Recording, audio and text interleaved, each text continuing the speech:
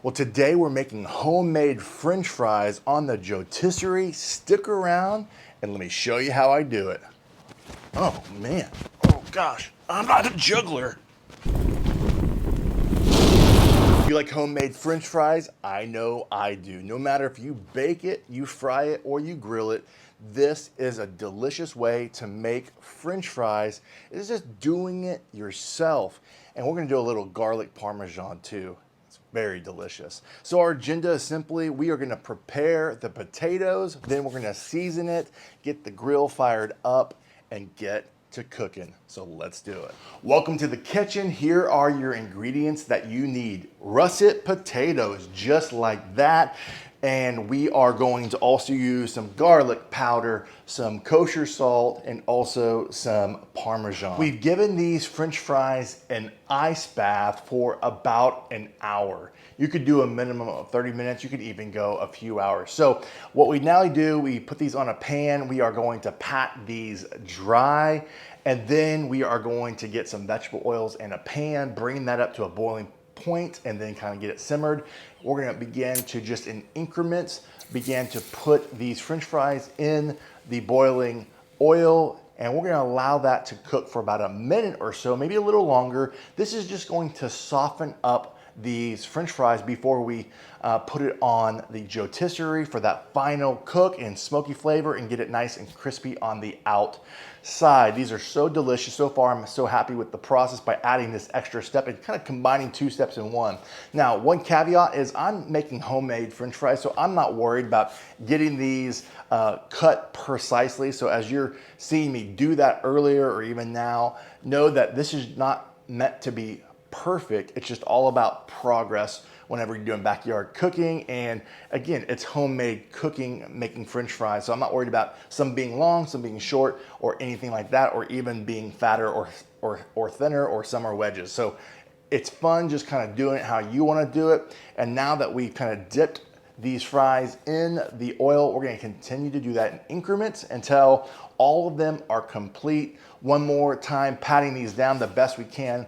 Load them up in the Joetisserie. Make sure you close that lid. And now we're gonna fire up the Joe, get that going, and I'll bring you out there and set up the grill, tell you our plan, and cook these until they're golden crisp, ready to plate and season our final touch. Well, now we're gonna set up the Joetisserie and the Kamado Joe using some Jealous Devil lump charcoal. We're not gonna add any other kind of wood chunks to it. It adds a natural smoky flavor, just the way the charcoal is. So we're gonna use the sous vide gun, open up the top vent and the bottom vent, get this thing lit up. Then I'll bring you in, show you how I'm gonna set it up. I'm gonna do something slightly different so that helps it cook and not overcook and burn the French fries. So if you've never seen this, check out the video I have up top here and you'll see a full review on this, but I love to light charcoal this way and also sear different meats.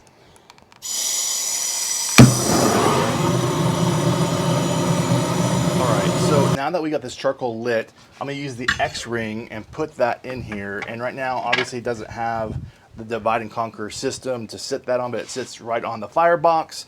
And what I'm trying to do now is add just a heat deflector right above the fire. Now there's a little bit lit right here where the fire is gonna come up and around that heat deflector. For the most part, we're gonna get a nice spin and hopefully get nice even cooking.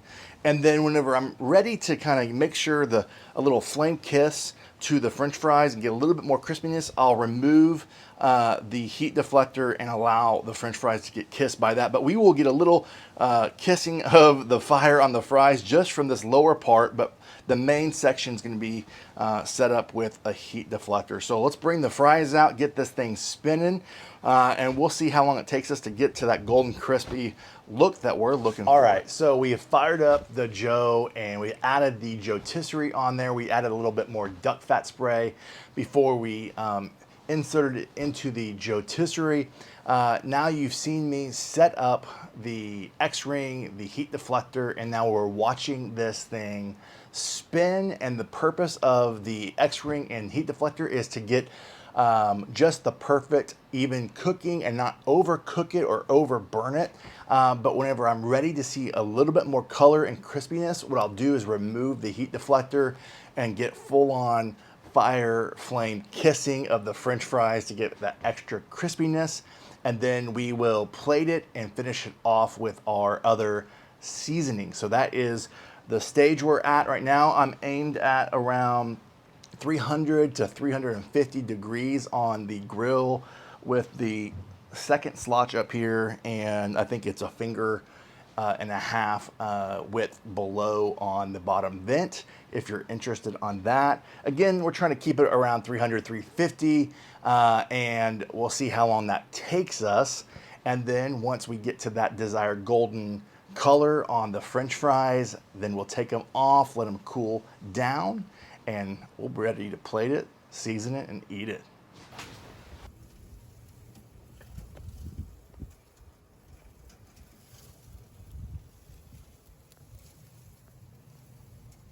We have reached the golden crispness I'm looking for. These are hot.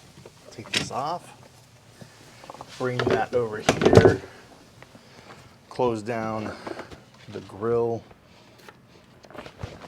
I'm actually going to leave this on, and I'm going to let this cool off for a second, and then I'm going to open this up, pour it in there, take it inside, and season it, plate it, and give you a final review. All right, we have finished up these homemade French fries. We have seasoned them with some garlic powder, some kosher salt, some Parmesan mixed together, drizzled some olive oil on there, and now we plated it. And again, one thing to consider when we cut these slices, they will all, no matter if they're larger, they will always shrink down when you're on the grill. And again, some people like to take it and make it less translucent. Some like to take it even golden brown like this, or even further, depending on how crispy you like it. But what's great about these is they are soft on the inside and golden brown on the outside. This reminds me of just going to a backyard, or not just a backyard cook, but going to just a hole-in-the-wall burger joint, and they have fries that look like this. So again, let's do a little taste test. Yeah, you can see the softness on the inside, but crispy on the outside. This is just something fun for you to consider. If you've never done this before, give it a go. If I've earned your subscription, please let YouTube know by putting in the comments what you thought. Also, like the video, turn on notifications. You know what to do. From my backyard to yours, less hate, more love, good barbecue. Until next time.